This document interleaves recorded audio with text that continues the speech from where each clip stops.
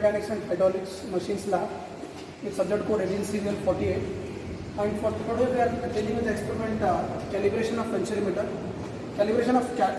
Calibration means to find out the coefficient of discharge using the actual discharge values and the theoretical discharge values. Using these two, we will try to calculate any coefficient of discharge with the formula Q actual divided by Q theoretical.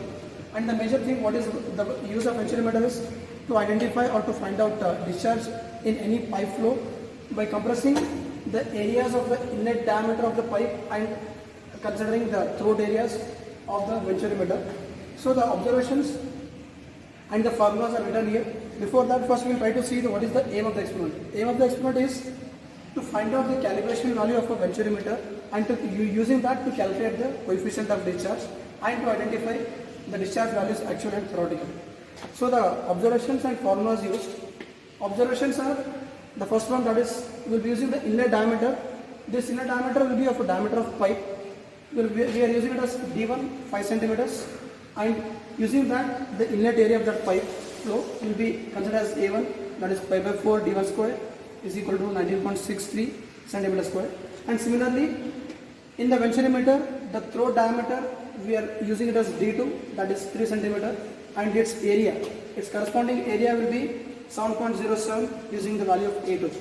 And we are also using a collecting tank, or it is also called as a measuring tank, collecting tank, where we are actually storing the water after it is being discharged from the venturimeter.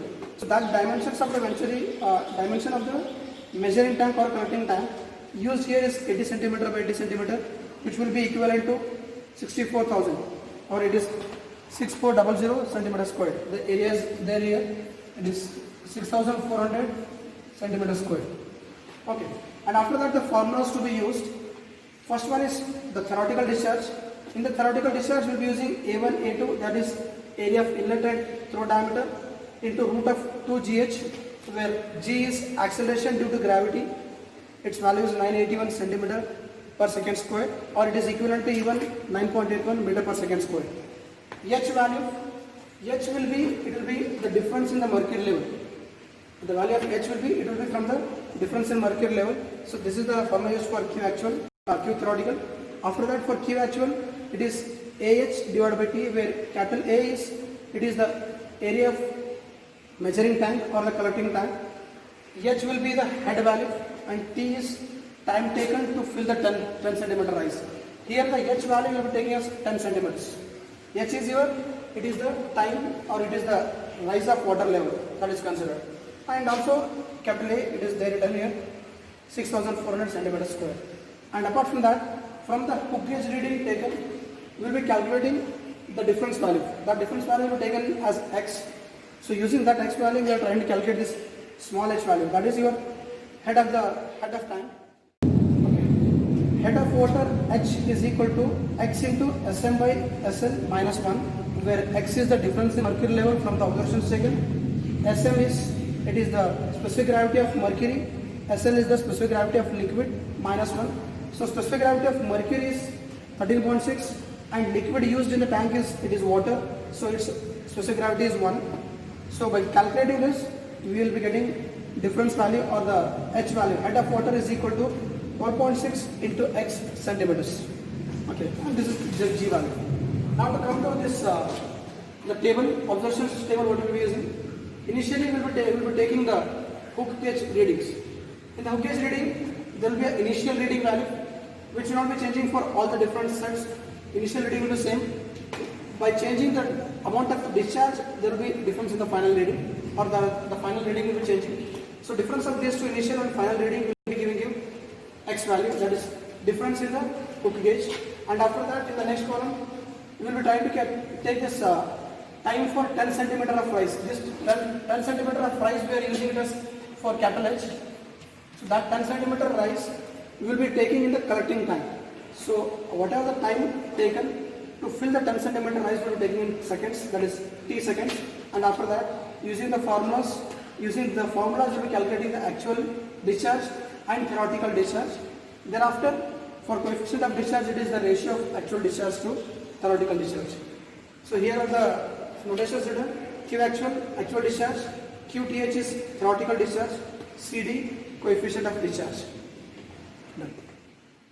This is Venturi meter, right? For using coefficient of discharge from pipeline, any fluid or any liquid. And this is U-tube manometer.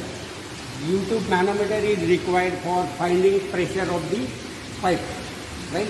And here is U-tube manometer, and this is mercury. Mercury is high density 13.6 and water density is 1, and these are pipes, right? And this is mercury. Mercury reading is in from 0 to centimeter. How much is centimeter is that? So where the mercury rise is high, that is H1, H1, and which is low is H2. H2. So the difference between them gives you the actual height when multiplied with 13.6 minus 1, that is specific gravity of mercury minus specific gravity of liquid. That is, this is nothing but H1 minus H2 into 12.6.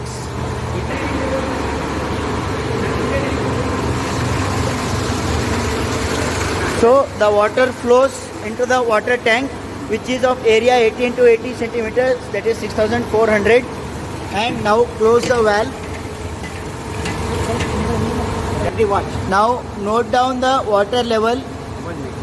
20 varana start ಮಾಡಿ watch. So Right. the water level is at 20 centimeters. So wait till it increases for 10 centimeters, that is 30 centimeters. That is nothing but your capital H, that is rise of water in the water collecting tank.